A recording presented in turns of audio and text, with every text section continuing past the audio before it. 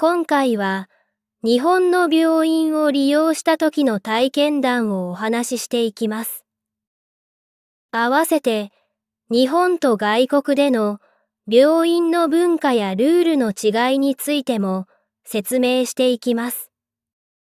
この動画を見ることで、日本の病院で気をつけるべきマナーや、初めての体験で戸惑わないようにするためのポイントを学べます。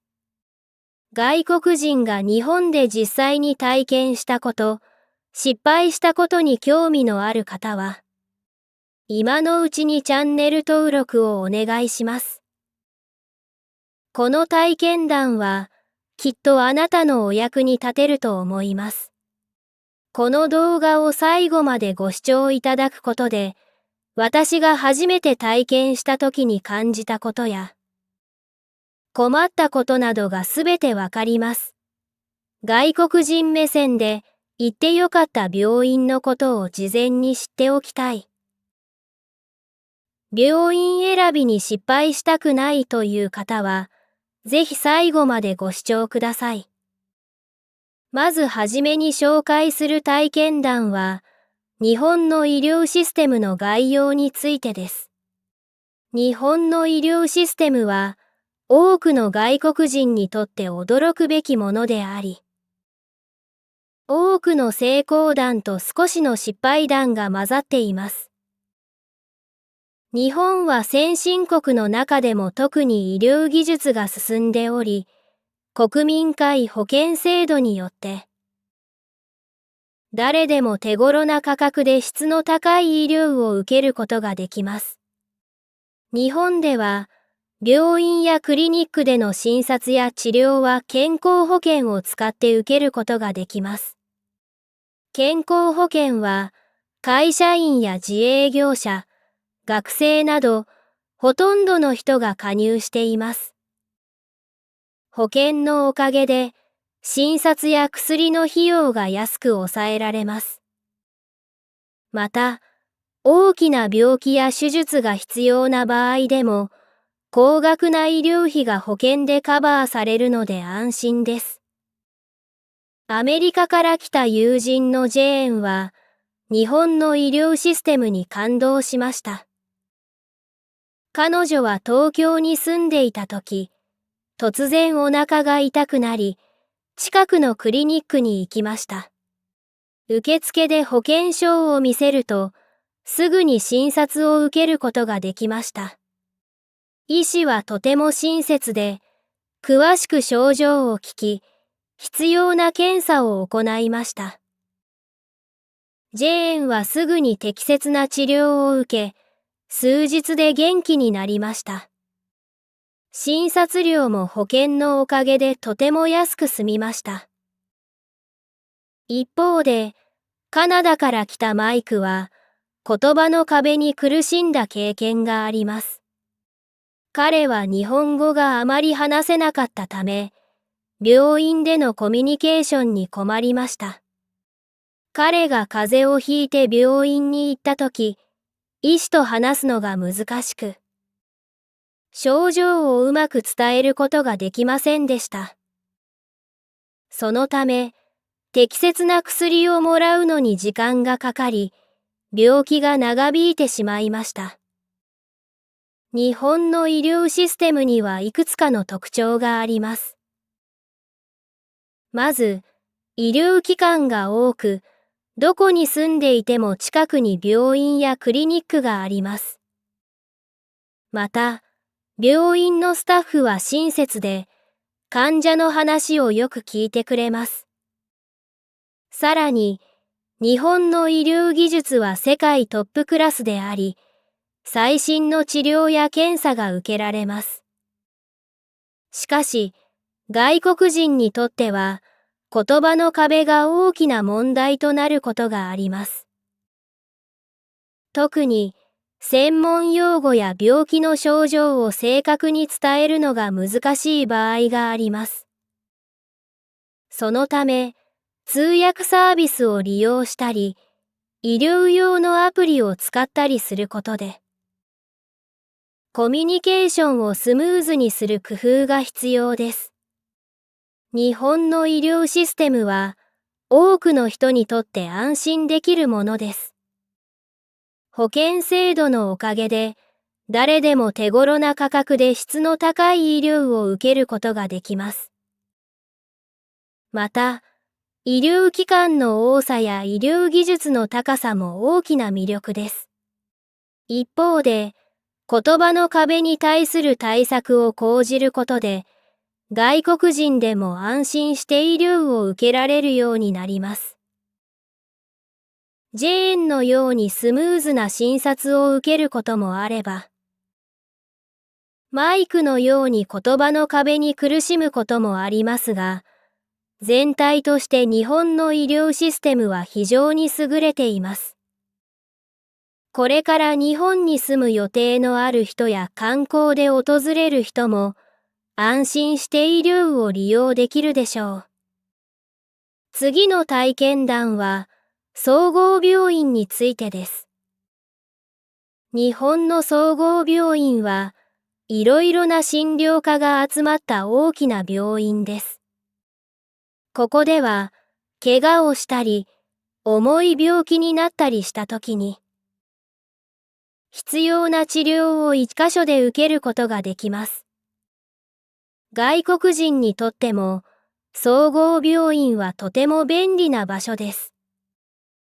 では、その理由と実際の体験談を見てみましょう。総合病院には内科や外科、小児科、産婦人科、眼科、耳鼻科など多くの診療科があります。また、緊急時には救急車で運ばれることもあり、24時間体制で治療を受けられる病院も多いです。医師や看護師も多く、専門的な治療や検査を受けることができます。アメリカから来た友人のトムは、急にお腹が痛くなり、近くの総合病院に行きました。彼は日本語があまり話せなかったのですが、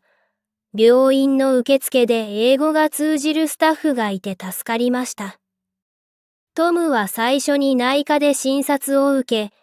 医師が詳しい検査をするために、CT スキャンを受けるように指示しました。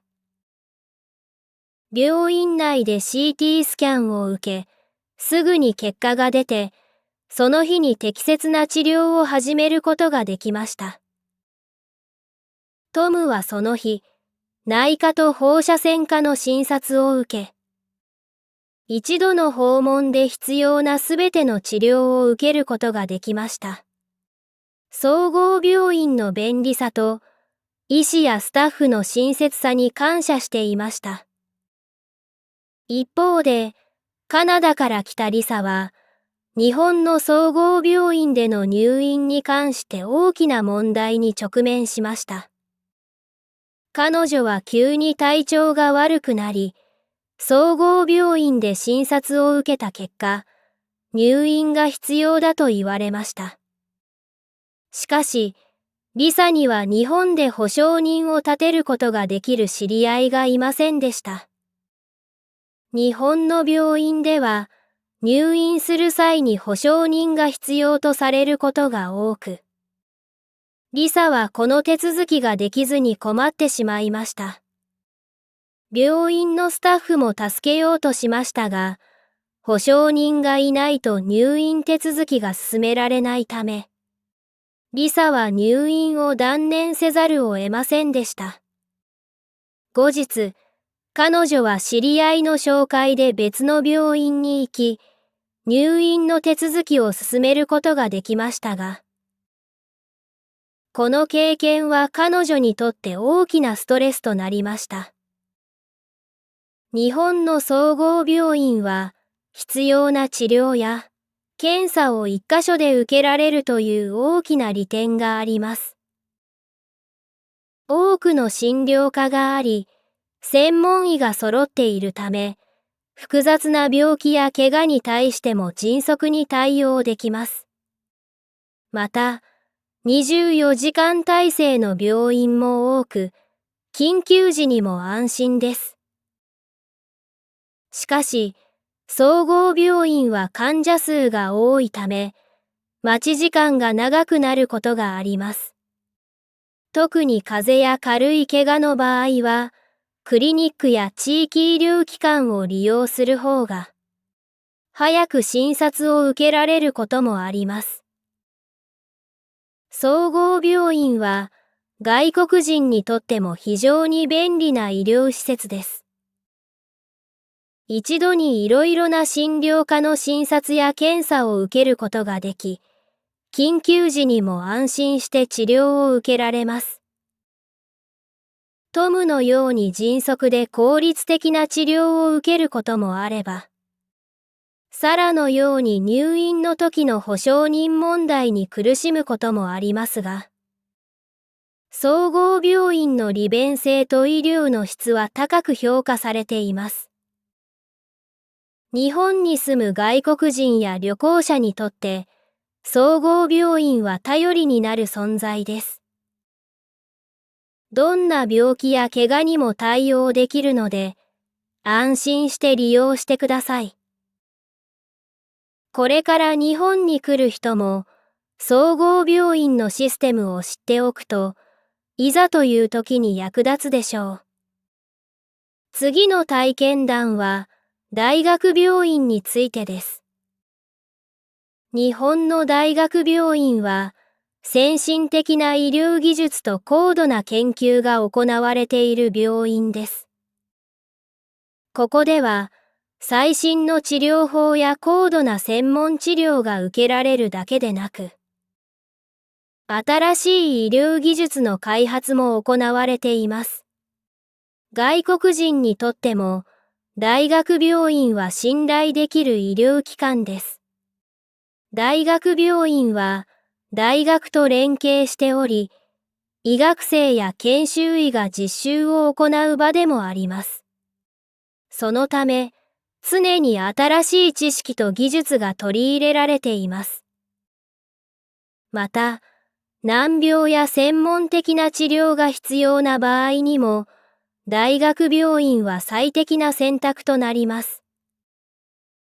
イギリスから来たアレックスは、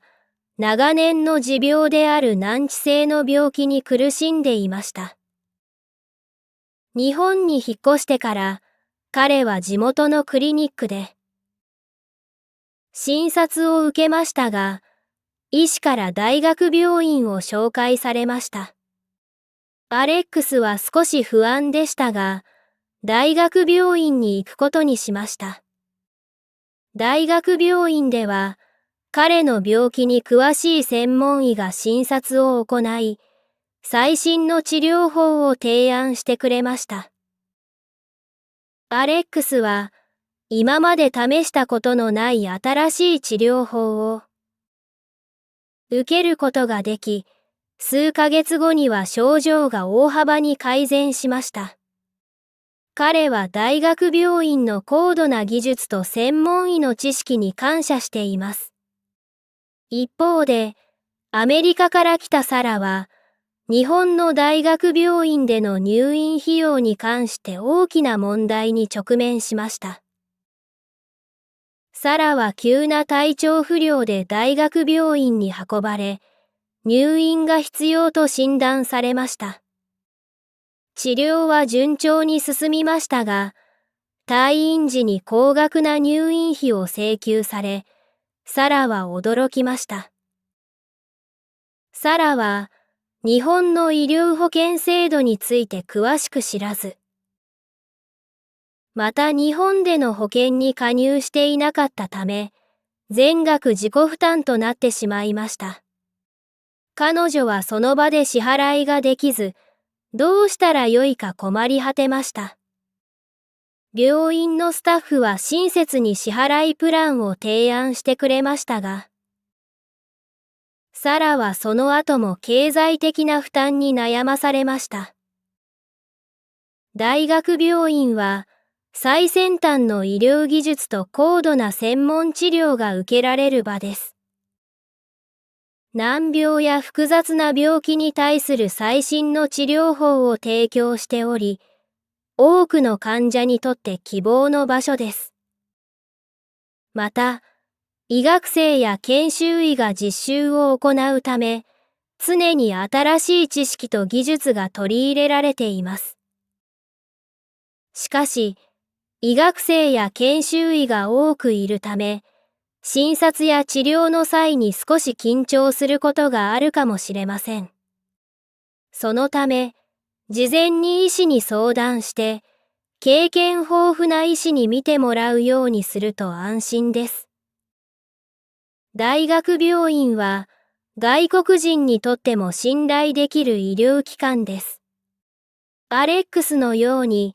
最先端の治療を受けて病気が改善する成功例も多くあります。一方で、サラのように入院費が払えない問題で不安を感じることもありますが、総じて大学病院の医療技術と専門知識は非常に高い水準にあります。日本に住む外国人や旅行者にとって、大学病院は信頼できる場所です。どんな病気や怪我にも対応できるので、安心して利用してください。これから日本に来る人も、大学病院のシステムを知っておくと、いざという時に役立つでしょう。次の体験談は、クリニックについてです。日本のクリニックは、日常的な健康管理や軽い病気の診察を受ける場所です。クリニックは街中にたくさんあり、風邪や怪我、予防接種など、ちょっとした健康問題にすぐ対応してくれます。外国人にとっても、クリニックは身近で便利な医療施設です。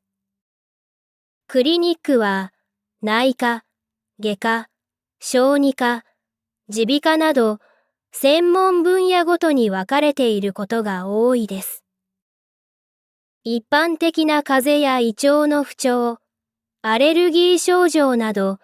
日常的な病気の診察と治療が主な業務です。また、クリニックの医師は地域に密着しており、患者一人一人に親身になって対応してくれます。アメリカから来たジョンは、日本での生活中に軽い風邪をひきました。彼は近くのクリニックに行くことにしました。クリニックの受付で保険証を見せると、すぐに診察を受けることができました。医師はジョンの症状を詳しく聞き、丁寧に診察を行いました。診察の後、ジョンはすぐに薬をもらい、数日で元気になりました。彼はクリニックの迅速な対応と親切な医師に感謝していました。また、クリニックは自宅から近く、待ち時間も短かったため、とても便利だったと感じました。一方で、イギリスから来たリサは、日本語があまり話せなかったため、クリニックでの診察に苦労しました。彼女はアレルギーの症状が出たため、クリニックに行きましたが、医師とのコミュニケーションがうまくいかず、症状を正確に伝えることができませんでした。医師から処方された薬も日本語で書かれていたため、リサは飲み方がよくわかりませんでした。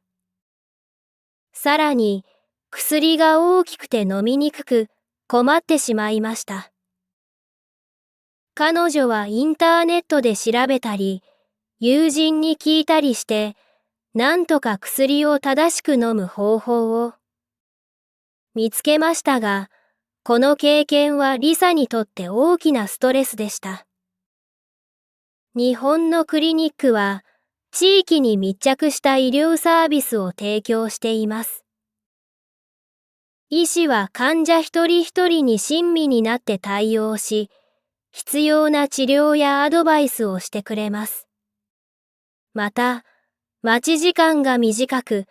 すぐに診察を受けられる点が大きな利点です。ただし、外国人にとっては言葉の壁が問題になることがあります。日本語があまり話せない場合は、事前に医療通訳サービスを利用する準備をしておくと安心です。また、一部のクリニックでは英語が話せる医師やスタッフがいることもありますので、インターネットで情報を調べてから訪れると良いでしょう。クリニックは、日本に住む外国人にとっても非常に便利な医療施設です。ジョンのように、迅速で親切な対応を受けて健康を取り戻す成功例も多くあります。一方で、リサのようにコミュニケーションの難しさから来る問題もあるため、事前の準備が重要です。日本に住む外国人や旅行者にとって、クリニックは身近で頼りになる場所です。風邪や怪我、アレルギーなど、日常的な健康問題に、すぐに対応してくれるため、安心して利用してください。これから日本に来る人も、クリニックのシステムを知っておくと、いざという時に役立つでしょう。次の体験談は、地域医療機関についてです。日本の地域医療機関は、コミュニティの人々の健康を守るための施設です。これらの医療機関は、地域に密着しており、住民の日常的な健康管理や緊急時の対応を行います。外国人にとっても、地域医療機関は安心して利用できる場所です。地域医療機関には、診療所や地域包括支援センターなどがあります。これらの施設は、住民の健康相談や予防接種、慢性病の管理などを行っています。また、地域の医師や看護師が、住民一人一人の健康状態をよく知っており、親身になって対応してくれます。フランスから来たアンナは、日本の小さな町に住んでいます。ある日、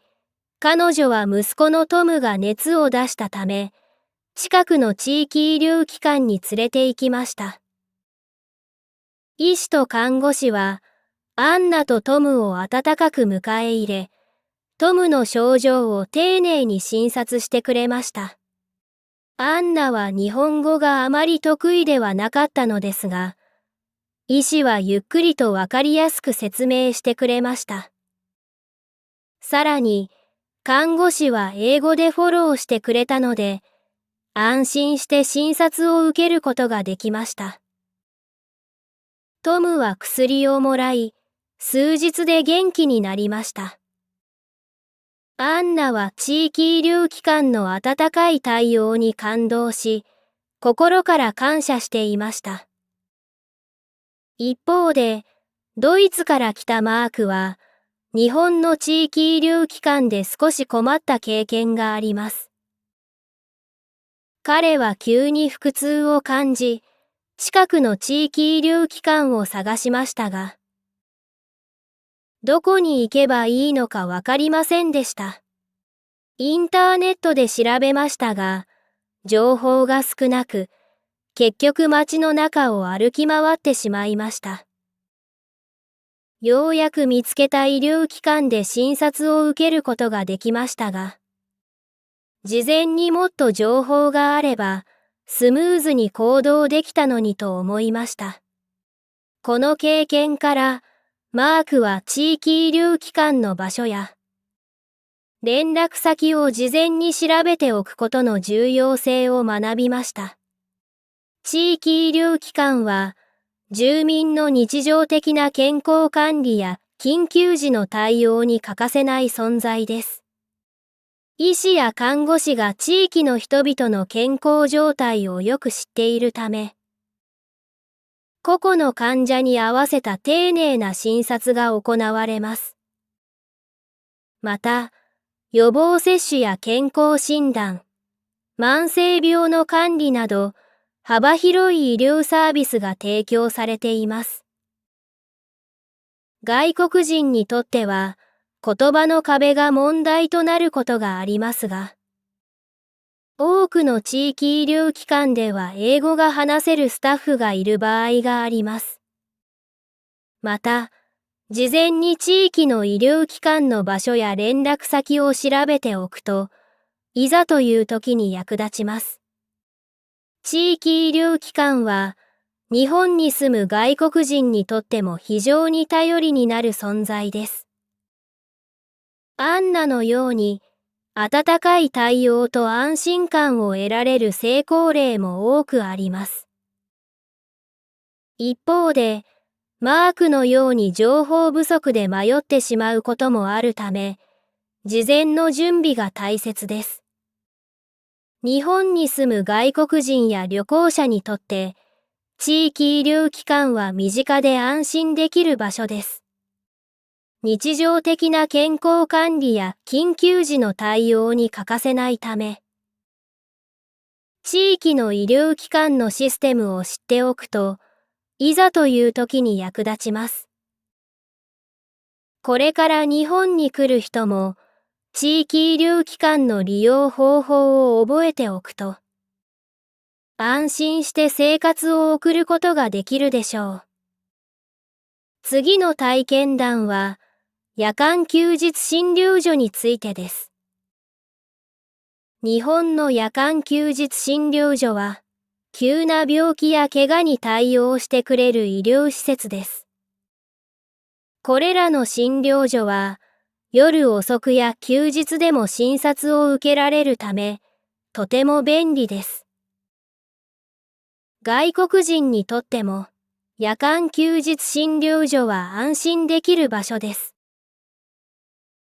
夜間休日診療所は、通常の診療時間外に開いている医療施設です。例えば、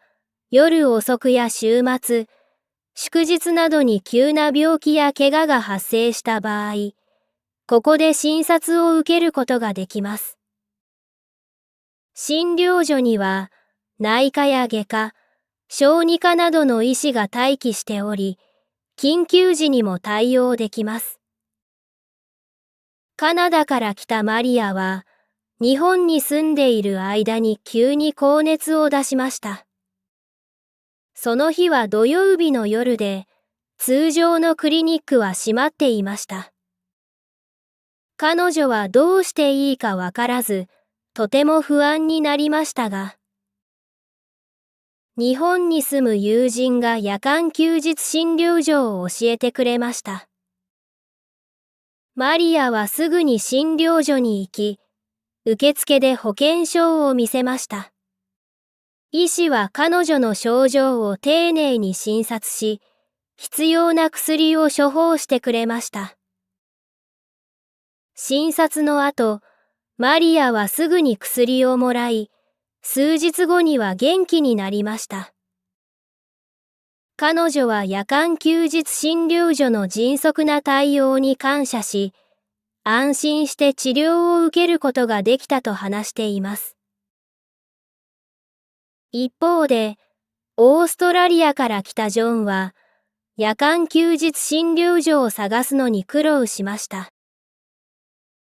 彼は夜遅くに激しい腹痛を感じ、急いで診察を受ける必要がありました。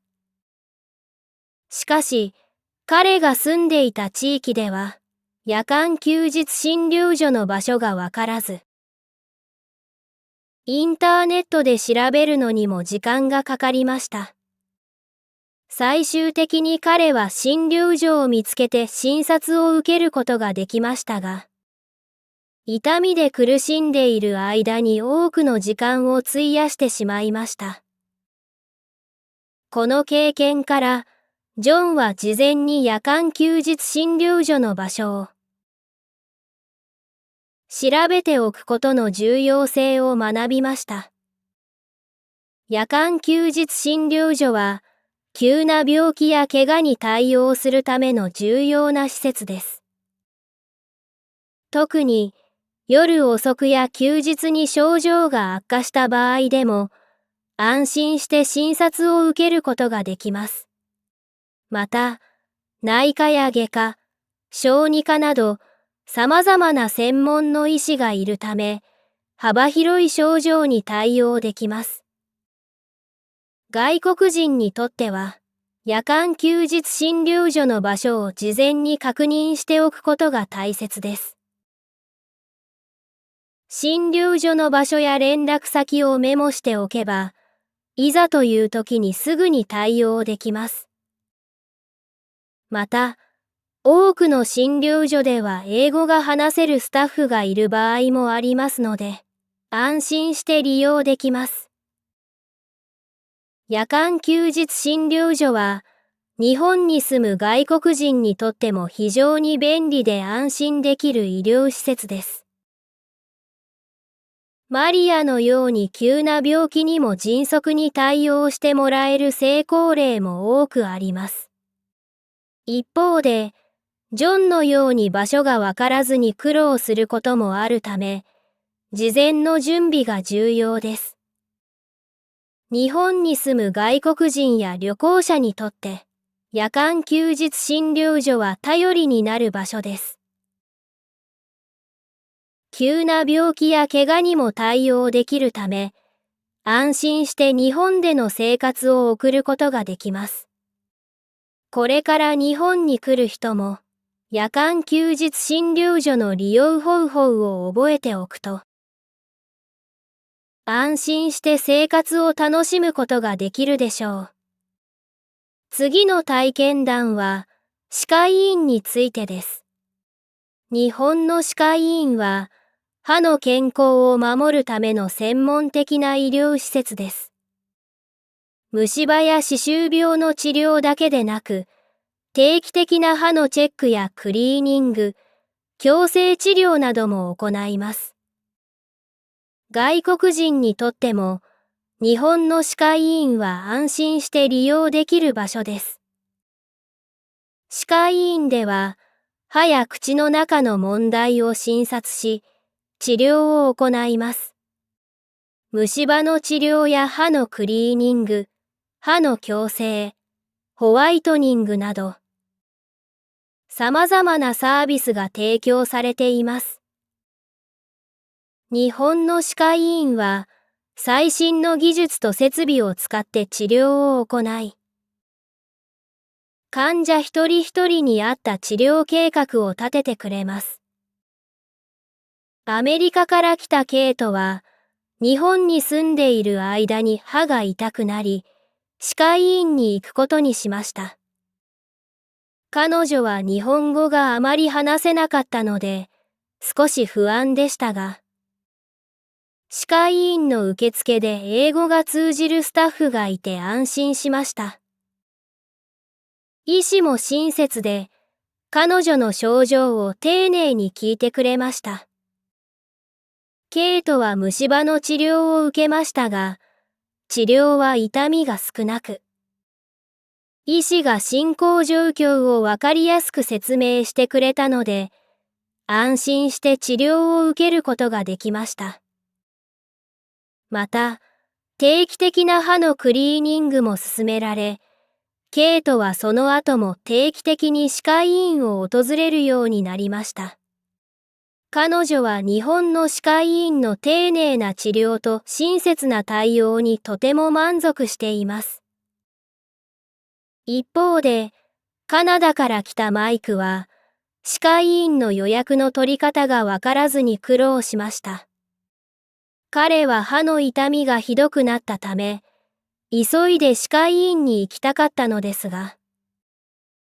事前に予約を取らないと診察を受けられないことを知りませんでした。マイクは予約なしで歯科医院に行きましたが、診察がいっぱいでその日は見てもらえませんでした。彼は痛みを我慢しながら別の日に予約を取り、ようやく診察を受けることができました。この経験から、マイクは日本の歯科医院では事前に予約を取ることが大切だと学びました。日本の歯科医院は、最新の技術と設備を使って治療を行い、患者一人一人に合った治療計画を立ててくれます。また、医師やスタッフは親切で、患者の話をよく聞いてくれます。外国人にとっても、英語が通じる歯科医院が多いため、安心して治療を受けることができます。ただし、日本の歯科医院では事前に予約を取ることが一般的です。急な痛みがある場合でも、まず電話やインターネットで予約を取るようにしましょう。また、定期的な歯のチェックやクリーニングを受けることで、歯の健康を守ることができます。歯科医院は、日本に住む外国人にとっても非常に頼りになる医療施設です。ケイトのように丁寧な治療と親切な対応を受けることができる成功例も多くあります。一方で、マイクのように予約の取り方がわからずに苦労することもあるため、事前の準備が重要です。日本に住む外国人や旅行者にとって、歯科医院は身近で安心できる場所です。虫歯や歯周病の治療だけでなく、定期的な歯のチェックやクリーニング、矯正治療など、様々なサービスを利用することで、歯の健康を守ることができます。これから日本に来る人も、歯科医院の利用方法を覚えておくと、安心して生活を楽しむことができるでしょう。次の体験談は、眼科についてです。日本の眼科は、目の健康を守るための専門的な医療施設です。視力検査や目の病気の治療、コンタクトレンズの処方など、様々なサービスを提供しています。外国人にとっても、日本の眼科は安心して利用できる場所です。眼科では、目の問題を診察し、治療を行います。視力検査や眼底検査、緑内障や白内障の治療、さらには目の手術など、幅広い医療サービスが提供されています。また、視力が低下した場合には、メガネやコンタクトレンズの処方も行われます。アメリカから来たリンダは、日本で生活している間に目の霞を感じるようになりました。彼女は近くの眼科を探し、診察を受けることにしました。眼科の受付で保険証を見せると、すぐに視力検査と眼底検査を受けることができました。医師はリンダの目を丁寧に診察し、彼女が軽いドライアイであることを診断しました。医師は目薬を処方し、目のケア方法についても詳しく教えてくれました。リンダはその後、目の霞が改善され、視力も良くなりました。彼女は眼科の迅速で丁寧な対応にとても感謝しています。一方で、フランスから来たマークは、日本の眼科での検査後に大変な経験をしました。彼は目の痛みを感じ、眼科で眼底検査を受けることになりました。検査では瞳孔を広げる薬を使ったため、検査後しばらく視力がぼやけて見えにくくなりました。マークは検査が終わった後、家に帰ろうとしましたが、視力が低下していたため、タクシーを呼ぶのが難しくなりました。日本語があまり話せなかったマークは、スマートフォンの画面も見えにくく、アプリを使ってタクシーを呼ぶことができませんでした。結局、近くの人に助けを求めるしかなく、大変な思いをしました。後でマークは、こうした検査の後には誰かに迎えに来てもらうか、事前にタクシーを手配しておくべきだと学びました。日本の眼科は、最新の技術と設備を使って治療を行い、患者一人一人に合った診療を行います。視力検査や目の病気の治療、さらには手術まで幅広い医療サービスが提供されています。医師やスタッフは親切で、患者の話をよく聞いてくれます。ただし、外国人にとっては検査後が問題になることがあります。事前にタクシーを頼んだり、インターネットで情報を調べてから訪れると良いでしょう。眼科は、日本に住む外国人にとっても常に頼りになる医療施設です。リンダのように迅速で丁寧な対応を受けることができる成功例も多くあります。日本に住む外国人や旅行者にとって、眼科は目の健康を守るための重要な場所です。視力検査や目の病気の治療、コンタクトレンズの所方など、様々なサービスを利用することで、目の健康を守ることができます。これから日本に来る人も、眼科の利用方法を覚えておくと、安心して生活を楽しむことができるでしょう。次の体験談は、皮膚科についてです。日本の皮膚科は、肌のトラブルを診察し、治療する専門的な医療施設です。アレルギー、湿疹、ニキビ、皮膚病など、様々な肌の問題に対応します。外国人にとっても、日本の皮膚科は安心して利用できる場所です。また、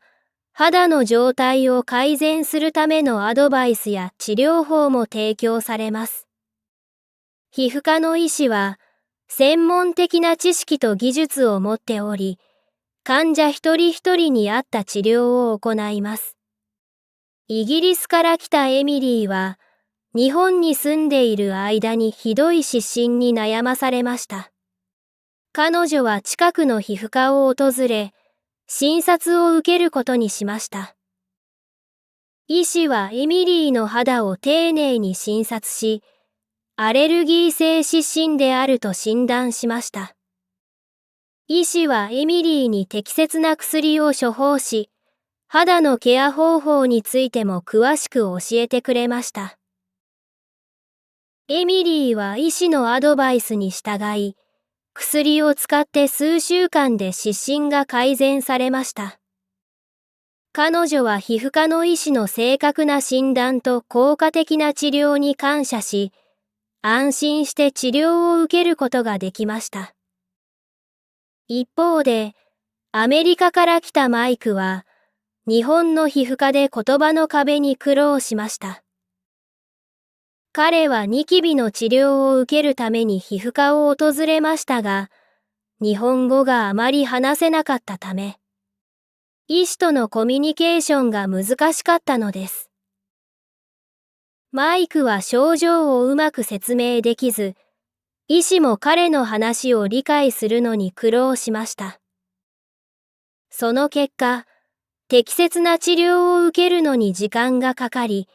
ニキビの状態が悪化してしまいました。後でマイクは、医療通訳サービスを利用すればもっとスムーズに、診察を受けられることを知り、次回からは通訳を利用することを決めました。日本の皮膚科は、最新の技術と設備を使って治療を行い、患者一人一人に合った診療を行います。アレルギーや湿疹、ニキビ、皮膚感染症など、様々な肌のトラブルに対応しています。医師やスタッフは親切で、患者の話をよく聞いてくれます。ただし、外国人にとっては言葉の壁が問題になることがあります。日本語があまり話せない場合は、事前に医療通訳サービスを利用する準備をしておくと安心です。また、一部の皮膚科では英語が話せる医師やスタッフがいることもありますので、インターネットで情報を調べてから訪れると良いでしょう。皮膚科は、日本に住む外国人にとっても非常に頼りになる医療施設です。エミリーのように正確な診断と効果的な治療を受けることができる成功例も多くあります。一方で、マイクのように言葉の壁に苦労することもあるため、事前の準備が重要です。日本に住む外国人や旅行者にとって、皮膚科は肌の健康を守るための重要な場所です。アレルギーや湿疹、ニキビなど、様々な肌のトラブルに対応するため、皮膚科の利用方法を覚えておくと、安心して生活を楽しむことができるでしょう。次の体験談は、産婦人科についてです。日本の産婦人科は、女性の健康を守るための専門的な医療施設です。妊娠や出産、婦人科の病気の治療など、様々なサービスを提供しています。外国人にとっても、日本の産婦人科は安心して利用できる場所です。産婦人科では、妊娠や出産、婦人科の病気の診察や治療を行います。妊婦健診や出産のサポート、不妊治療、婦人科健診、ホルモンバランスの調整など、女性の健康に関する幅広いサービスが提供されています。産婦人科の医師は、専門的な知識と技術を持っており、患者一人一人に合った診療を行います。アメリカから来たサラは、日本で妊娠し、出産を迎えることになりました。彼女は日本の産婦人科で定期的な妊婦健診を受け、医師と看護師のサポートを受けながら妊娠期間を過ごしました。サラは最初、不安がありましたが、医師が丁寧に説明してくれたおかげで、安心して検診を受けることができました。出産の日、サラは産婦人科の病院で無事に赤ちゃんを産むことができました。医師と看護師がサポートしてくれたおかげで、出産もスムーズに進みました。サラは、日本の産婦人科の医療技術と温かい対応に感謝し、安心して出産を迎えることができました。一方で、フランスから来たマリーは、日本の産婦人科で言葉の壁に苦労しました。彼女は婦人科の問題で診察を受けることになりましたが、日本語があまり話せなかったため、医師とのコミュニケーションがうまくいきませんでした。マリーは症状を詳しく説明できず、医師も彼女の話を理解するのが難しかったため、適切な治療を受けるのに時間がかかりました。後でマリーは、医療通訳サービスを利用すればもっとスムーズに診察を受けられることを知り、次回からは通訳を利用することを決めました。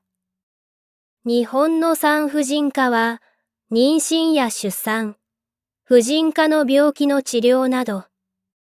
女性の健康に関する幅広いサービスを提供しています。医師や看護師は、専門的な知識と技術を持っており、患者一人一人に合った診療を行います。また、妊婦健診や出産のサポートも充実しており、安心して出産を迎えることができます。外国人にとっては、言葉の壁が問題になることがあります。日本語があまり話せない場合は、事前に医療通訳サービスを利用する準備をしておくと安心です。また、一部の産婦人科では英語が話せる医師やスタッフがいることもありますので、インターネットで情報を調べてから訪れると良いでしょう。産婦人科は、日本に住む外国人にとっても非常に頼りになる医療施設です。サラのように安心して出産を迎えることができる成功例も多くあります。一方で、マリーのように言葉の壁に苦労することもあるため、事前の準備が重要です。日本に住む外国人や旅行者にとって、産婦人科は女性の健康を守るための重要な場所です。妊娠や出産、婦人科の病気の治療など、様々なサービスを利用することで、女性の健康を守ることができます。これから日本に来る人も、産婦人科の利用方法を覚えておくと、安心して生活を楽しむことができるでしょう。外国人が日本で妊娠した時に感じた体験談も聞きたい方は、別の動画をご視聴ください。次の体験談は、小児科についてです。日本の小児科は、子供の健康を守るための専門的な医療施設です。風邪や発熱、予防接種、成長発育の相談など、様々なサービスを提供しています。外国人にとっても、日本の小児科は安心して利用できる場所です。小児科では、0歳から18歳までの子どもたちを対象に診察や治療を行います。風邪やインフルエンザ、アレルギー、皮膚のトラブルなどの病気の治療はもちろん、予防接種や健康診断、成長発育の相談も行っています。小児科の医師は、子どもたちの健康を守るための専門的な知識と技術を持っており、親身になって診療を行います。カナダから来たエマと彼女の息子ジャックは、日本で小児科の医師にとても助けられました。ジャックは突然高熱を出し、エマはとても心配しました。近くの小児科に急いで行きましたが、日本語があまり話せないエマは少し不安でした。しかし、受付のスタッフは英語が話せ、医師も親切で優しく対応してくれました。医師はジャックの症状を丁寧に診察し、インフルエンザと診断しました。薬を処方してくれた後、医師はエマに対しても丁寧に薬の使い方や注意点を説明しました。エマはその後、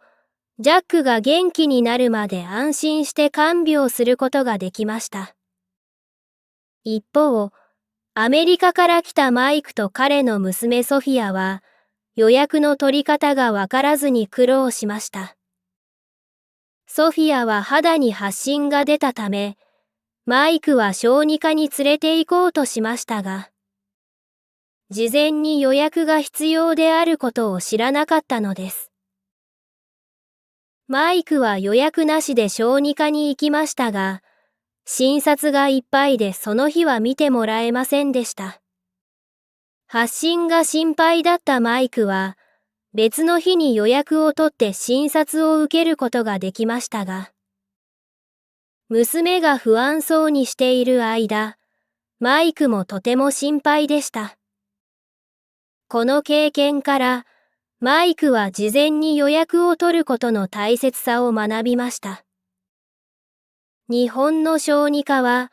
子どもたちの健康を守るために幅広いサービスを提供しています。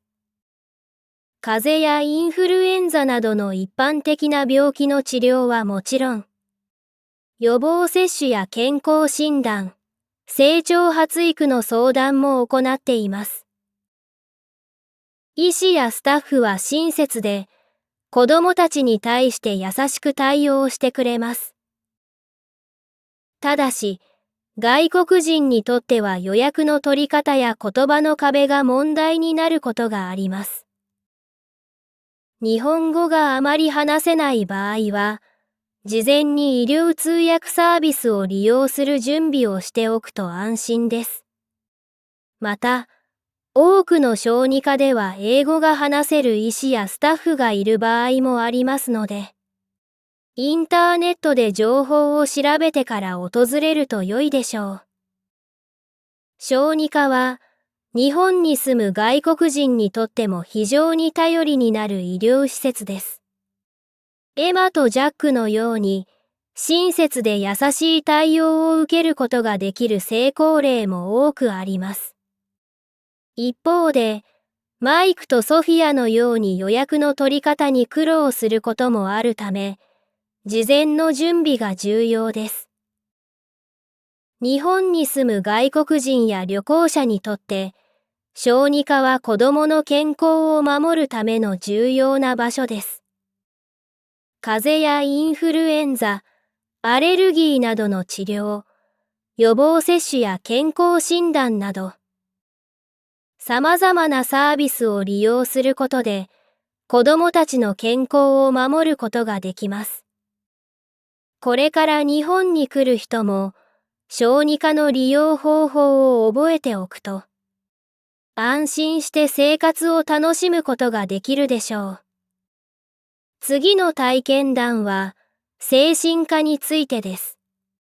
ストレスや不安、うつ病、パニック障害など、様々な心の問題に対して診察や治療を行います。外国人にとっても、日本の精神科は安心して利用できる場所です。精神科では、心の問題や精神的な障害を診察し、治療を行います。カウンセリングや薬物療法、認知行動療法など、様々な治療方法があります。精神科の医師やカウンセラーは、専門的な知識と技術を持っており、患者一人一人に合った治療計画を立てます。心の健康を守るために、定期的な診察や相談が行われます。アメリカから来たトムは、日本での生活に慣れるのに苦労し、ストレスや不安を感じるようになりました。彼は友人の勧めで、精神科のカウンセリングを受けることにしました。最初は少し緊張していましたが、カウンセラーはとても親切で、トムの話をじっくりと聞いてくれました。カウンセリングを続けるうちに、トムは自分の気持ちを整理し、ストレスをうまく対処できるようになりました。また、カウンセラーはリラックスするための方法や、日常生活でのストレス管理についてもアドバイスしてくれました。トムは心の健康が回復し、日本での生活を楽しむことができるようになりました。一方で、フランスから来たアンナは、日本の精神科で言葉の壁に苦労しました。彼女はうつ病の症状があり、精神科で治療を受けようとしましたが、日本語があまり話せなかったため、医師とのコミュニケーションが難しかったのです。アンナは自分の気持ちや症状をうまく伝えられず、医師も彼女の話を理解するのに苦労しました。そのため、適切な治療を受けるのに時間がかかり、アンナはさらに不安を感じました。後で彼女は、医療通訳サービスを利用すればもっとスムーズに診察を受けられることを知り、次回からは通訳を利用することを決めました。日本の精神科は、心の問題や精神的な障害に対して幅広い治療を提供しています。カウンセリングや薬物療法、認知行動療法など、様々な治療方法があり、患者一人一人に合った診療が行われます。医師やカウンセラーは親切で、患者の話をじっくりと聞いてくれます。外国人にとっては、言葉の壁が問題になることがあります。日本語があまり話せない場合は、事前に医療通訳サービスを利用する準備をしておくと安心です。また、一部の精神科では英語が話せる医師やカウンセラーがいることもありますので、インターネットで情報を調べてから訪れると良いでしょう。精神科は、日本に住む外国人にとっても非常に頼りになる医療施設です。トムのように、安心できるサポートを受けることができる成功例も多くあります。一方で、アンナのように言葉の壁に苦労することもあるため、事前の準備が重要です。日本に住む外国人や旅行者にとって、精神科は心の健康を守るための重要な場所です。ストレスや不安、うつ病など、様々な心の問題に対して、診察や治療を行うことで、心の健康を守ることができます。これから日本に来る人も、精神科の利用方法を覚えておくと、安心して生活を楽しむことができるでしょう。次の体験談は、整形外科についてです。日本の整形外科は、骨や関節、筋肉の問題を診察し、治療する専門的な医療施設です。怪我や骨折、関節炎、スポーツ障害など、様々な問題に対応します。外国人にとっても、日本の整形外科は安心して利用できる場所です。整形外科では、骨や関節、筋肉の問題を診察し、治療を行います。怪我や骨折、関節炎、腰痛、スポーツ障害などの治療やリハビリテーションが主な業務です。整形外科の医師は、専門的な知識と技術を持っており、患者一人一人に合った治療計画を立てます。また、最新の設備と技術を使って治療を行い、早期の回復を目指します。アメリカから来たジョンは、日本でバスケットボールをしている時に足をひねってしまいました。激しい痛みを感じたジョンは、近くの整形外科を訪れました。受付で保険証を見せると、すぐに診察を受けることができました。医師はジョンの足を丁寧に診察し、捻挫であると診断しました。医師は適切な治療法を説明し、足を固定するためのサポーターを提供しました。また、リハビリテーションの方法も教えてくれました。ジョンは医師のアドバイスに従い、リハビリを続けた結果、数週間で元気になり、再びバスケットボールを楽しむことができるようになりました。ジョンは整形外科の迅速な対応と親切な医師に感謝しています。一方で、カナダから来たリサは、日本の整形外科で言葉の壁に苦労しました。彼女は腰痛がひどくなり、整形外科を訪れましたが、日本語があまり話せなかったため、医師とのコミュニケーションが難しかったのです。リサは自分の症状をうまく説明できず、医師も彼女の話を理解するのに苦労しました。その結果、適切な治療を受けるのに時間がかかり、リサの腰痛は悪化してしまいました。後でリサは、医療通訳サービスを利用すればもっとスムーズに診察を受けられることを知り、次回からは通訳を利用することを決めました。日本の整形外科は、最新の技術と設備を使って治療を行い、患者一人一人に合った診療を行います。怪我や骨折、関節炎、スポーツ障害など、様々な問題に対応しています。医師やスタッフは親切で、患者の話をじっくりと聞いてくれます。ただし、外国人にとっては言葉の壁が問題になることがあります。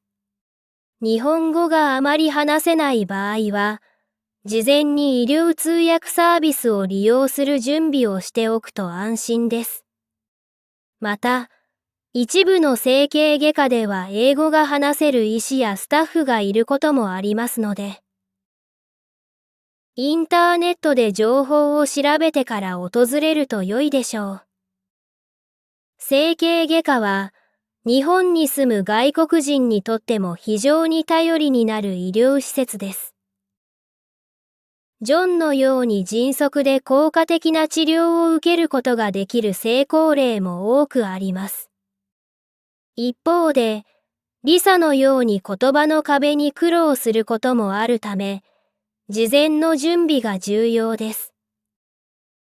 日本に住む外国人や旅行者にとって、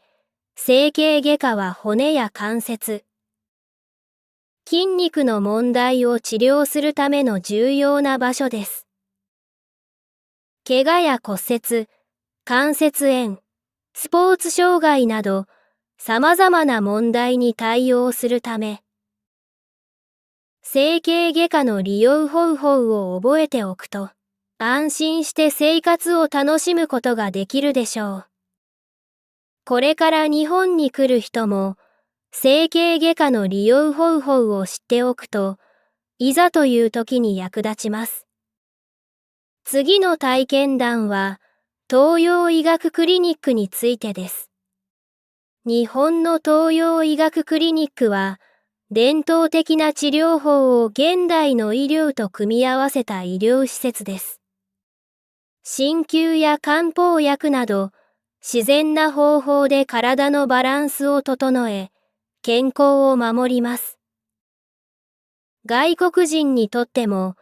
日本の東洋医学クリニックは興味深く、利用しやすい場所です。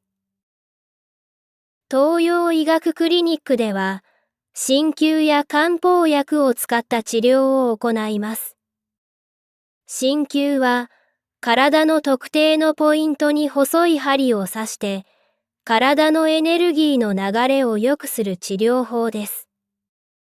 漢方薬は、植物や鉱物を使った自然の薬で、体のバランスを整える効果があります。東洋医学は、体全体を見て治療するため、症状だけでなく、原因にもアプローチします。アメリカから来たケイトは、日本での仕事が忙しく、肩こりに悩んでいました。友人に勧められて、東洋医学クリニックに行くことにしました。初めての鍼灸に少し不安がありましたが、医師が丁寧に説明してくれたので、安心して治療を受けることができました。鍼灸の治療は、最初は少し痛みを感じましたが、次第にリラックスできるようになりました。治療が終わると、肩こりが軽くなり、体が楽になったことを感じました。数回の治療を受けるうちに、ケイトの肩こりはほとんどなくなり、仕事にも集中できるようになりました。彼女は鍼灸の効果にとても満足しており、定期的に通うようになりました。一方で、フランスから来たアレックスは、漢方薬の味に苦労しました。彼は胃の調子が悪く、東洋医学クリニックを訪れました。医師は彼の体調を詳しく診察し、漢方薬を処方しました。アレックスは、漢方薬が自然の成分で作られていることに安心しましたが、その味がとても苦手でした。彼は毎日漢方薬を飲むたびに、その苦さに顔をしかめていました。最初は我慢していましたが、次第に飲むのが辛くなり、治療を続けるのが難しくなりました。医師に相談すると、漢方薬を飲みやすくする方法や、他の治療法を提案してくれました。アレックスは、医師のアドバイスに従い、治療を続けることができましたが、漢方薬の味には最後まで慣れることができませんでした。日本の東洋医学クリニックは、鍼灸や漢方薬を使った自然な治療法を提供しています。これらの治療法は、体のバランスを整え、自然な方法で健康を守ることができます。医師やスタッフは親切で、患者の話をよく聞いてくれます。また、治療法について丁寧に説明してくれるため、初めての人でも安心して利用できます。外国人にとっては、治療法や薬の違いに驚くことがあるかもしれません。日本語があまり話せない場合は、事前に医療通訳サービスを利用する準備をしておくと安心です。また、一部の東洋医学クリニックでは英語が話せる医師やスタッフがいることもありますので、インターネットで情報を調べてから訪れると良いでしょう。東洋医学クリニックは、日本に住む外国人にとっても非常に興味深く、利用しやすい医療施設です。ケイトのように鍼灸の効果を実感し、体の調子を良くする成功例も多くあります。一方で、アレックスのように漢方薬の味に苦労することもあるため、事前の準備が重要です。日本に住む外国人や旅行者にとって、東洋医学クリニックは体のバランスを整え、自然な方法で健康を守るための重要な場所です。鍼灸や漢方薬などの治療法を利用することで、体の調子を整えることができます。これから日本に来る人も、東洋医学クリニックの利用方法を覚えておくと、安心して生活を楽しむことができるでしょう。次の体験談は、美容外科についてです。日本の美容外科は、美と健康をサポートするための専門的な医療施設です。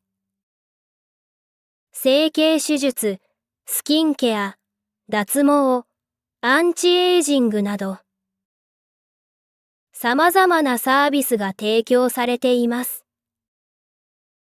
外国人にとっても、日本の美容外科は安心して利用できる場所です。美容外科では、外見を美しくするための手術や治療を行います。例えば、二重まぶたの手術、鼻を高くする手術、リフトアップなどの整形手術があります。また、肌のシミやシワを改善するスキンケア、不要な体毛を取り除く脱毛、年齢に逆らうアンチエイジング治療なども行われています。美容外科の医師は、専門的な知識と技術を持っており、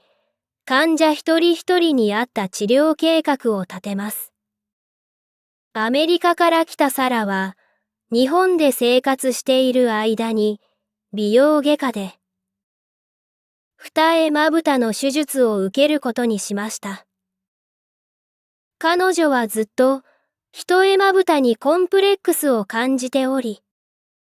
手術を受けることで自信を取り戻したいと思っていました。サラは、インターネットで評判の良い美容外科を探し、事前にカウンセリングを受けました。医師は親切で、手術の内容やリスクについて丁寧に説明してくれました。サラは安心して手術を受けることができ、結果は大満足でした。手術後、サラは自信を持って生活することができ、美容外科の効果に感謝しています。一方で、フランスから来たアレックスは、日本でアンチエイジング治療を受けたが、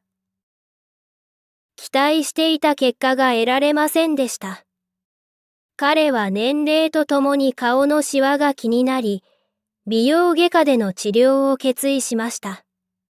アレックスは事前にカウンセリングを受け、医師から治療方法や効果について説明を受けました。しかし、実際に治療を受けた後、彼が期待していたほどの変化は見られませんでした。医師に相談したところ、効果が現れるまでには時間がかかると説明されましたが、アレックスはすぐに結果を望んでいたため、少しがっかりしました。この経験から、彼は美容外科の治療には時間がかかることがあると学びました。日本の美容外科は、最新の技術と設備を使って治療を行い、患者一人一人に合った診療を行います。整形手術、スキンケア、脱毛、アンチエイジングなど、様々な治療が提供されています。医師やスタッフは親切で、患者の話をよく聞いてくれます。外国人にとっては、言葉の壁が問題になることがあります。日本語があまり話せない場合は、事前に医療通訳サービスを利用する準備をしておくと安心です。また、多くの美容外科では英語が話せる医師やスタッフがいることもありますので、インターネットで情報を調べてから訪れると良いでしょう。美容外科は、日本に住む外国人にとっても非常に頼りになる医療施設です。サラのように、自信を取り戻すための手術を受けることができる成功例も多くあります。一方で、アレックスのように期待した結果がすぐに得られないこともあるため、事前の準備と理解が重要です。日本に住む外国人や旅行者にとって、美容外科は美と健康をサポートするための重要な場所です。整形手術やスキンケア、脱毛、アンチエイジングなど、様々な治療を利用することで、自分の外見に自信を持つことができます。これから日本に来る人も、美容外科の利用方法を覚えておくと、安心して生活を楽しむことができるでしょう。次の体験談は、耳鼻咽喉科についてです。日本の耳鼻咽喉科は、耳や鼻、喉の問題を診察し、治療する専門的な医療施設です。花粉症、中耳炎、喉の痛み、アレルギーなど、様々な問題に対応しています。外国人にとっても、日本の耳鼻咽喉科は安心して利用できる場所です。耳鼻咽喉科では、耳、鼻、喉の問題を診察し、治療を行います。花粉症、中耳炎、副鼻腔炎、アレルギー、喉の痛み、声の問題など、幅広い症状に対応しています。耳鼻咽喉科の医師は、専門的な知識と技術を持っており、患者一人一人に合った治療計画を立てます。また、最新の設備と技術を使って治療を行い、早期の回復を目指します。アメリカから来たマイクは、日本で春になるとひどい花粉症に悩まされていました。目がかゆくなり、鼻水が止まらず、仕事に集中するのが難しかったのです。友人に勧められて、近くの耳鼻咽喉科を訪れることにしました。医師はマイクの症状を丁寧に聞き、花粉症の原因について詳しく説明してくれました。そして、適切な薬を処方し、花粉症を予防するためのアドバイスもしてくれました。薬を飲み始めてから、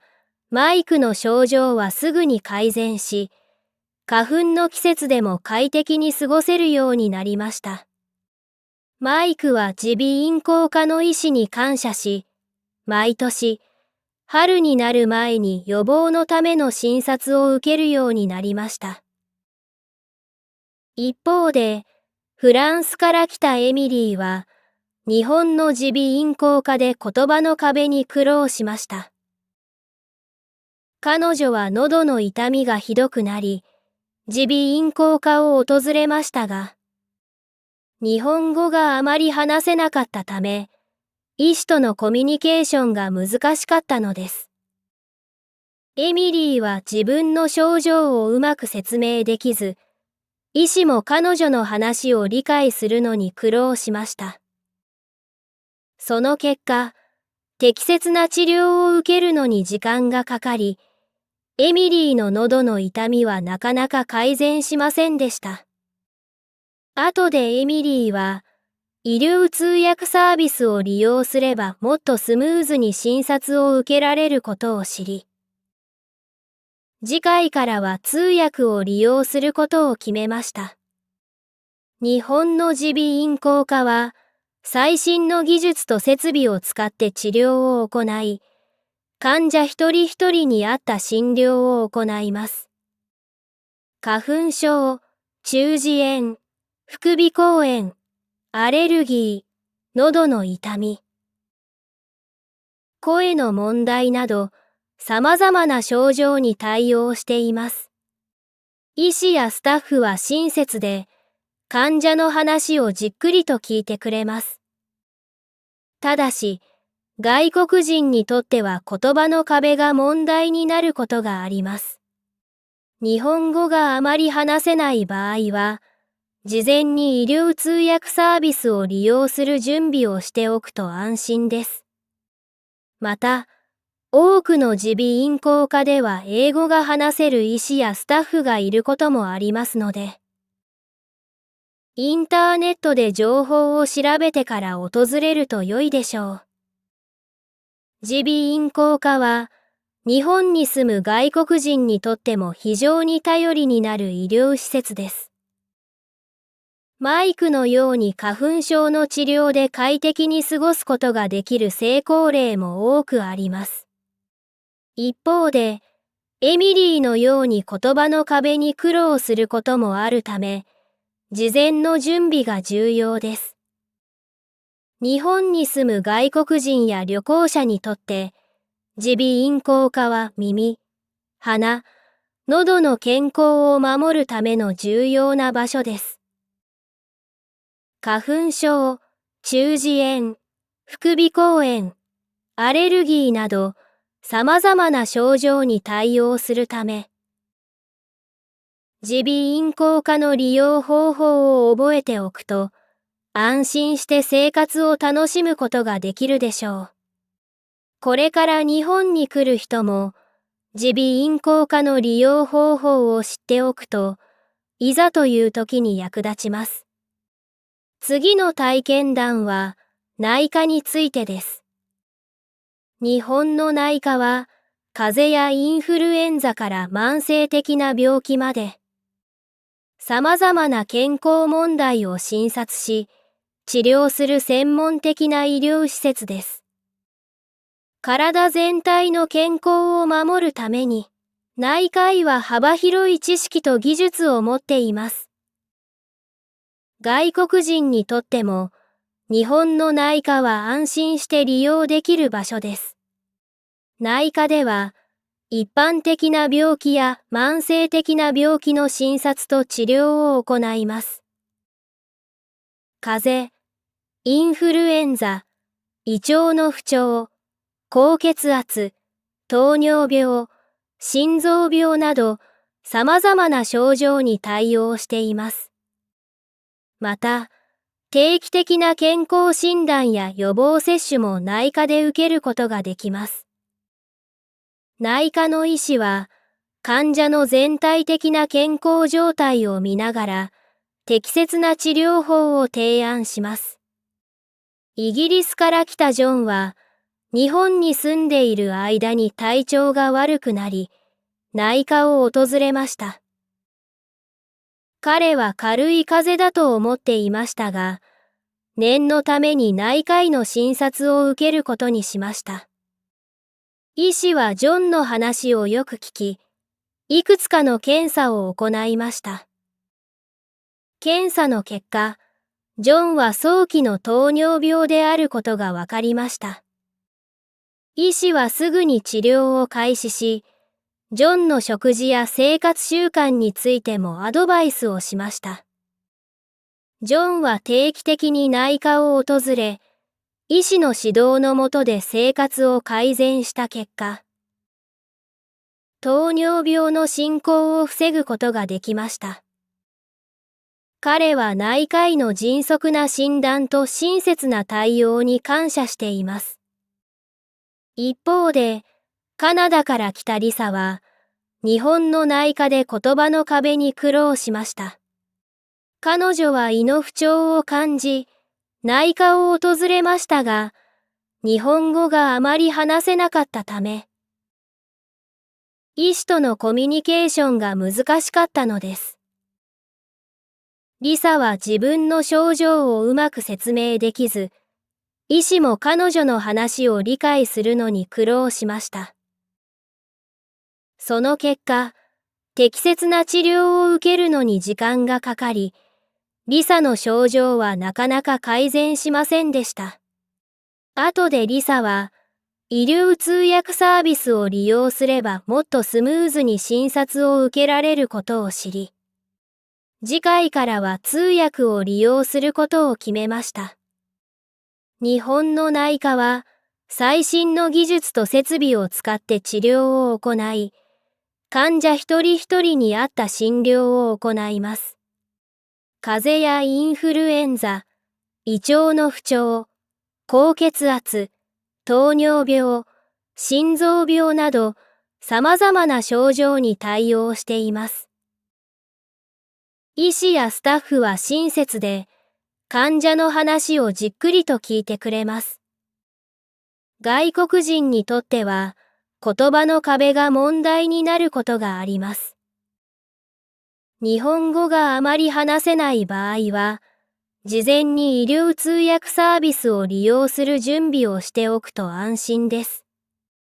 また、多くの内科では英語が話せる医師やスタッフがいることもありますので、インターネットで情報を調べてから訪れると良いでしょう。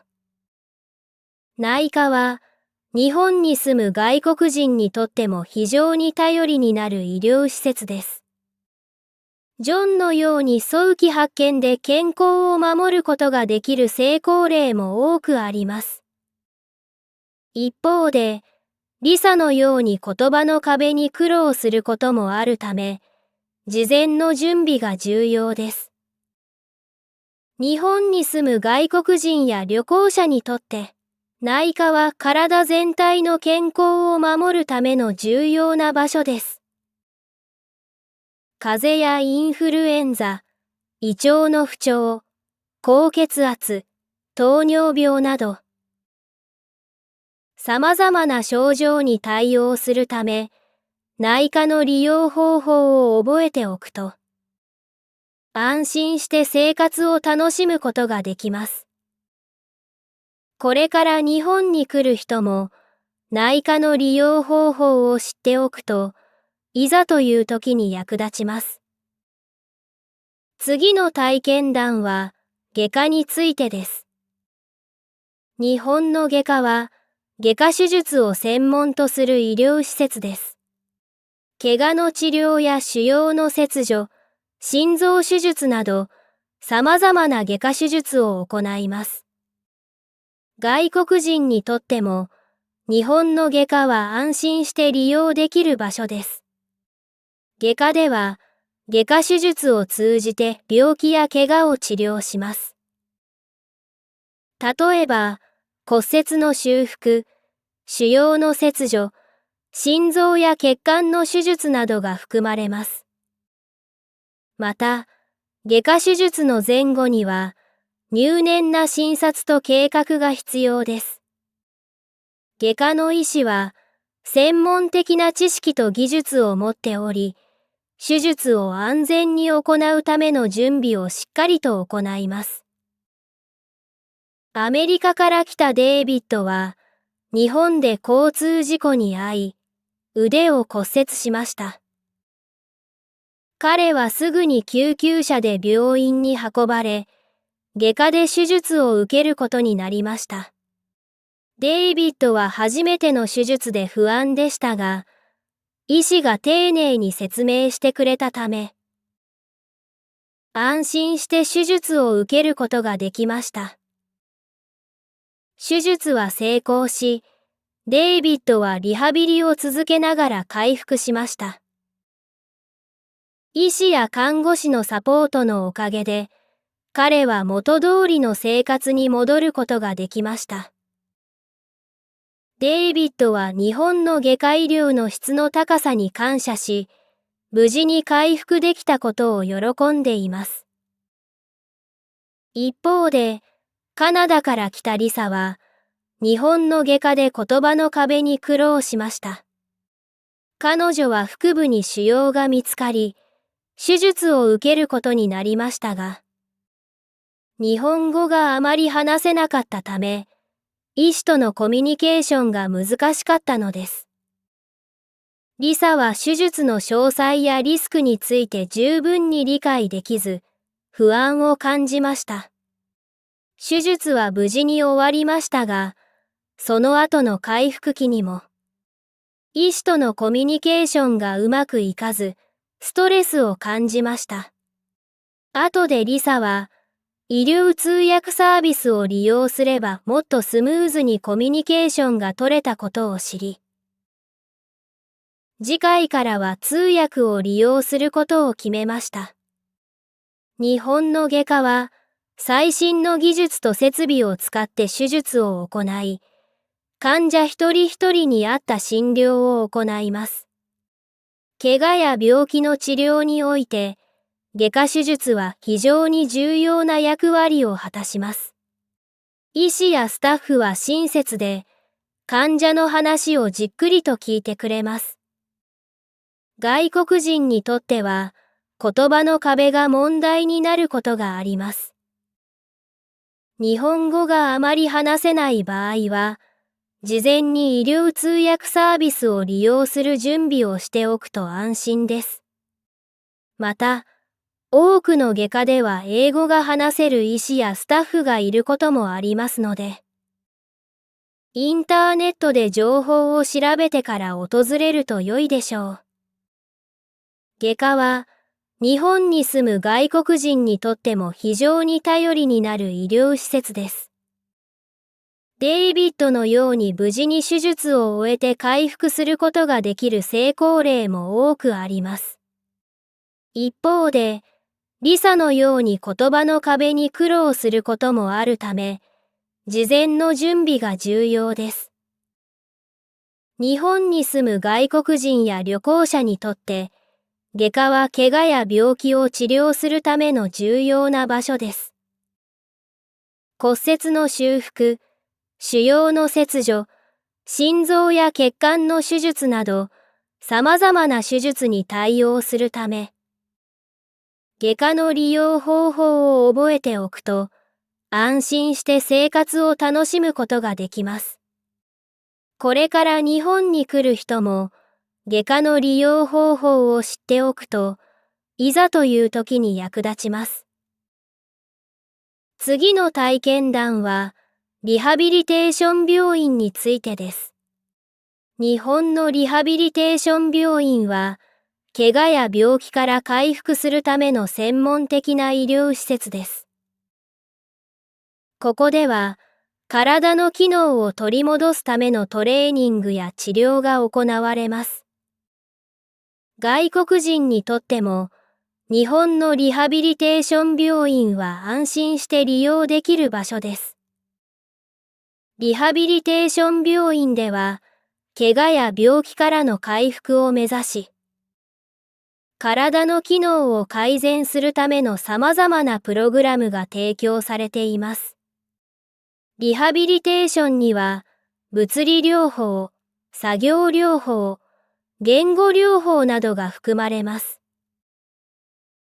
専門の医師やセラピストが、患者一人一人に合ったリハビリプランを立て、丁寧に指導します。アメリカから来たサラは、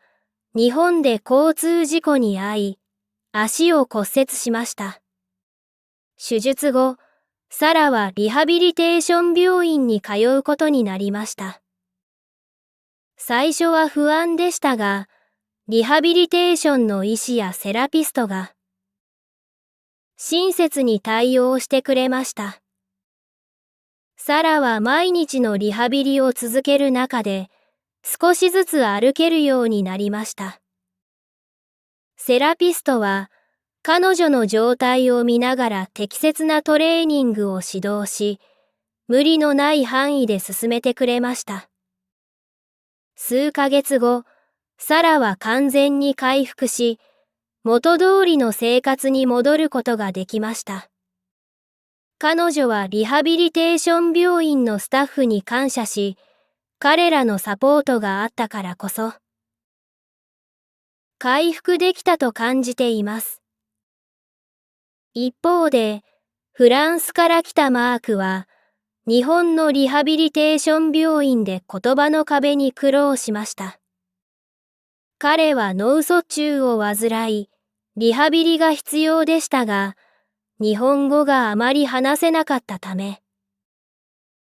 医師やセラピストとのコミュニケーションが難しかったのです。マークは自分の状態や感覚をうまく伝えられず、リハビリの効果が十分に得られませんでした。医師やセラピストもマークの意図を理解するのに苦労し、リハビリの進行が遅れてしまいました。後でマークは、医療通訳サービスを利用すればもっとスムーズにリハビリを進められたことを知り、次回からは通訳を利用することを決めました。日本のリハビリテーション病院は、最新の設備と技術を使って治療を行い、患者一人一人に合ったリハビリプランを提供しています。物理療法、作業療法、言語療法など様々な治療が含まれており、患者の状態に合わせてプランが立てられます。医師やセラピストは親切で、患者の話をじっくりと聞いてくれます。外国人にとっては、言葉の壁が問題になることがあります。日本語があまり話せない場合は、事前に医療通訳サービスを利用する準備をしておくと安心です。また、多くのリハビリテーション病院では英語が話せる医師やセラピストがいることもありますので、インターネットで情報を調べてから訪れると良いでしょう。リハビリテーション病院は、日本に住む外国人にとっても非常に頼りになる医療施設です。サラのように交通事故からの回復を支援してもらい、元の生活に戻ることができる。成功例も多くあります。一方で、マークのように言葉の壁に苦労することもあるため、事前の準備が重要です。日本に住む外国人や旅行者にとって、リハビリテーション病院は、怪我や病気からの回復を目指すための重要な場所です。物理療法、作業療法、言語療法など、様々な治療を利用することで、体の機能を改善し、健康な生活を取り戻すことができます。これから日本に来る人も、リハビリテーション病院の利用方法を覚えておくと、安心して生活を楽しむことができるでしょう。次の体験談は、放射線科についてです。日本の放射線科は、X 線、CT、MRI などの画像診断や放射線治療を専門とする医療施設です。これらの技術を使って、病気や怪我の診断や治療を行います。外国人にとっても、日本の放射線科は安心して利用できる場所です。放射線科では、画像診断と放射線治療を行います。画像診断には、X 線、CT スキャン、MRI、超音波などが使われます。これらの技術を使って、体の内部を詳しく調べ、病気や怪我の状態を確認します。放射線治療は、がんなどの病気に対して放射線を使って治療を行います。また、IVR、画像化治療という画像を見ながら行う治療法もあります。アメリカから来たトムは、日本で生活している間に胃の痛みを感じ、病院を訪れました。医師は詳しい診断が必要だと判断し、トムを放射線科に紹介しました。医師はすぐに治療計画を立て、トムに放射線治療を勧めました。トムは放射線治療を受け、がんの進行を食い止めることができました。早期発見のおかげで、トムは無事に回復し、元の生活に戻ることができました。彼は放射線科の迅速な対応と最新の技術に感謝しています。一方で、カナダから来たリサは、日本の放射線科で言葉の壁に苦労しました。彼女は頭痛が続いていたため、医師から MRI 検査を受けるように言われましたが、日本語があまり話せなかったため、検査の手順や結果についての説明がうまく理解できませんでした。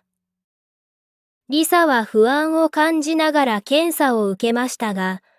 結果の説明を理解するのにも苦労しました。そのため、適切な治療を受けるのに時間がかかり、頭痛の原因がなかなか特定できませんでした。後でリサは、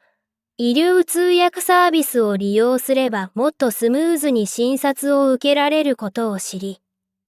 次回からは通訳を利用することを決めました。日本の放射線科は、最新の技術と設備を使って診断や治療を行います。X 線、CT スキャン、MRI などの画像診断は、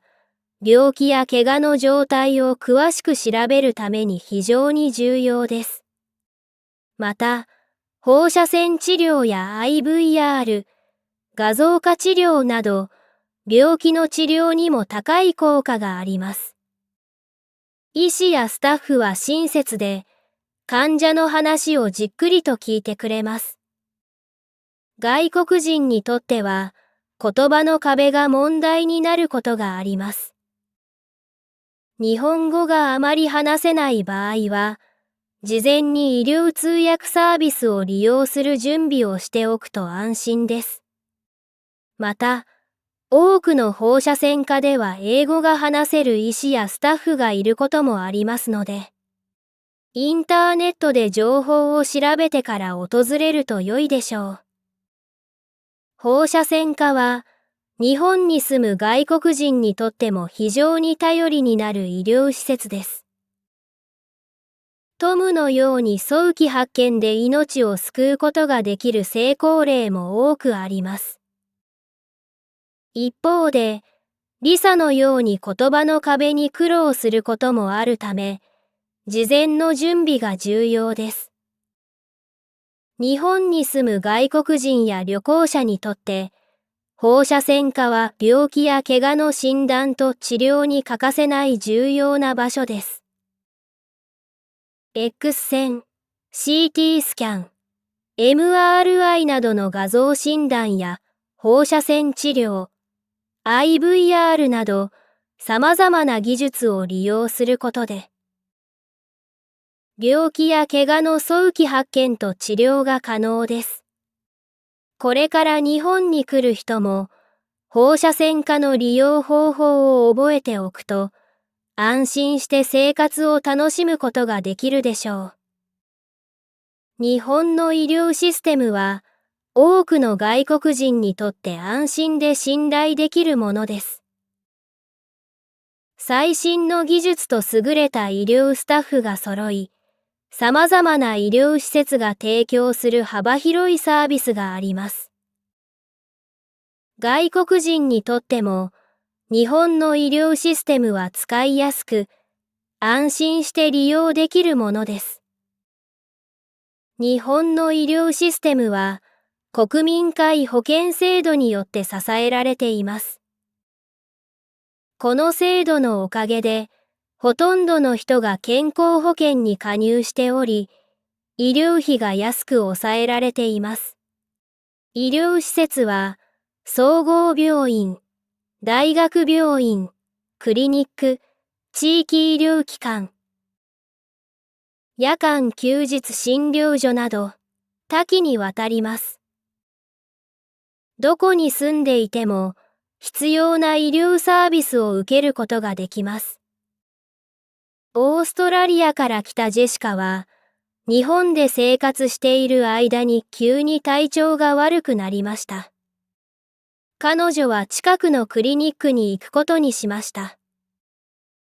日本語があまり話せないジェシカは、少し不安でしたが、クリニックの受付で英語が通じるスタッフがいて安心しました。医師はジェシカの症状を丁寧に聞き、診察を行いました。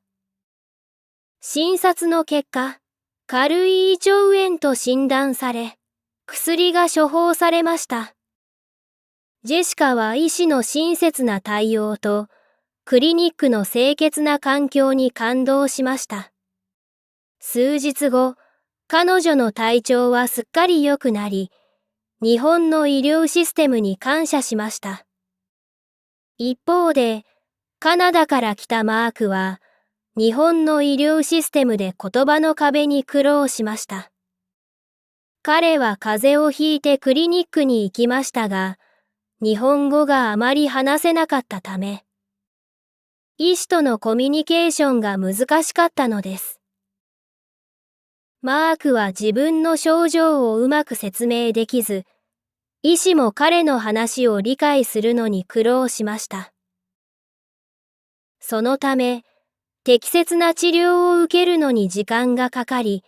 風邪が長引いてしまいました。後でマークは、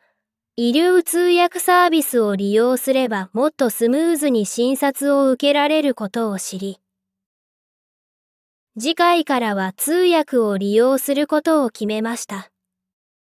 日本の医療システムは、最新の技術と設備を使って治療を行い、患者一人一人に合った診療を行います。総合病院、大学病院、クリニック、地域医療機関、夜間休日診療所など、様々な医療施設があり、どこに住んでいても必要な医療サービスを受けることができます。